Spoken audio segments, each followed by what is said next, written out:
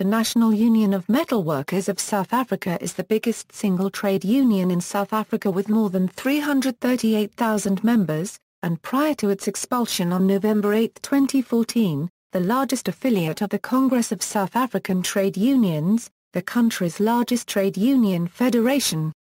History: the union considers itself to be Marxist-Leninist, but has had a fraught relationship with the South African Communist Party. Post-1994, NUMSA has become known within the tripartite alliance between COSATU, the SACP and the ruling African National Congress for its refusal to remain silent on controversial ANC policies, especially its promotion of privatization and its failure to end mass poverty in the country. As of 2013, the union has over 340,000 members throughout South Africa. Rejection of ANC and SACP. At the conclusion on December 20, 2013 of a special National Congress held in Boksburg, NUMSA withdrew support from the ANC and SACP altogether, and called for an alternative movement of the working class. The union stated that it would not endorse any political party in the 2014 South African general election, but that individual members were free to campaign for the party of their choice, provided they do so in their own time using their own resources. It called for COSATU to break from the tripartite alliance and form a united front of left-wing forces similar to the United Democratic Front during the struggle against apartheid. As part of this, it called a conference for 2014 to explore the possibility of establishing a new Workers' Socialist Party. NUMSA remained a COSATU affiliate until November 8, 2014, although it resolved to cease its R800,000 monthly subscription fee payments to the federation.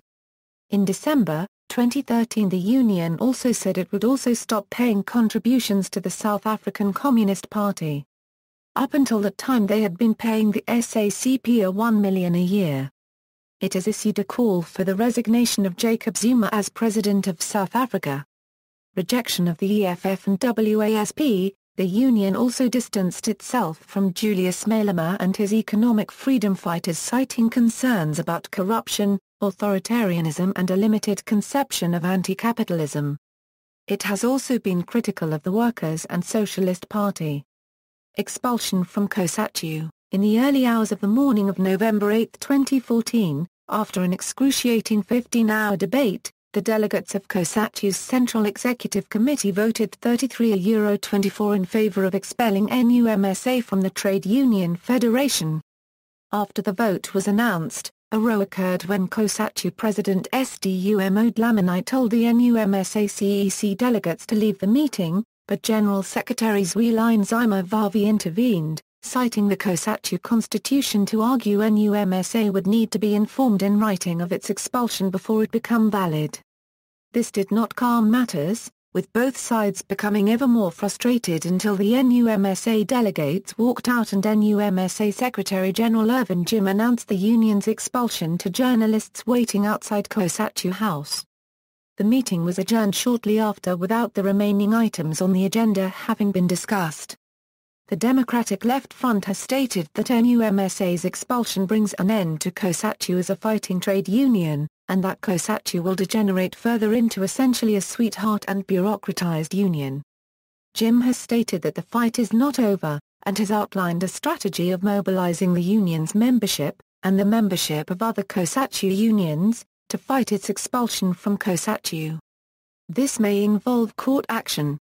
He stated that the union will not abandon its plans of launching a united front of left-wing forces to oppose the ANC.